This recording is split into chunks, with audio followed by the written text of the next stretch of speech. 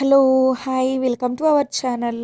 Restaurant స్టైల్‌లో సాంబార్ తయారీకి ముందుగా పోపు పెట్టుకోవాలి. ఉల్లిపాయలు, 4 పచ్చిమిరపకాయలు, 2 రెబ్బల కరివేపాకు వేసి బాగా ఫ్రై చేయాలి. మునక్కాయ, క్యారెట్, దోసకాయ ముక్కలు వేసి బాగా ఫ్రై చేయాలి. ఈ ముక్కలన్నీ ఉడికిన తర్వాత టమోటా ముక్కలు వేసి ఫ్రై చేయాలి. చాలా మంది దోసకాయ వేయరన్నమాట సాంబార్‌లో. కానీ దోసకాయ వేయటం వల్ల సాంబార్ రుచిగా ఉంటుంది. 4 ఎండుమిరపకాయలు, కొంచెం ఉప్పు వేసి బాగా కలపాలి. సాంబార్ ఈ పద్ధతిలో చేస్తే అజీర్ణ సమస్య తగ్గుతుంది.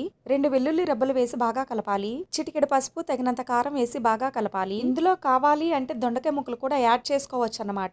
కొంచెం సాంబార్ పౌడర్, కొంచెం కొత్తిమీర వేసి బాగా కలపాలి. ఎప్పుడైనా సాంబార్లో ఉప్పు, కారం, పులుసు ఎక్కువైతే ఈ టిప్ ఫాలో అవ్వండి. తర్వాత ఉడకబెట్టి ఉంచిన పప్పు, చింతపండు పులుసు వేసి బాగా కలపాలి. కొన్ని ఫంక్షన్స్, కొన్ని రెస్టారెంట్స్ లో ఈ స్టైల్లోని సాంబార్ తయారు చేస్తారు. మళ్ళీ కొంచెం కొత్తిమీర వేసి బాగా కలపాలి. సాంబార్ క్వాంటిటీని బట్టి కొంచెం బెల్లం వేసుకోవాలి. ఈ బెల్లం వేయటమే ఈ వీడియోకి టిప్ అన్నమాట.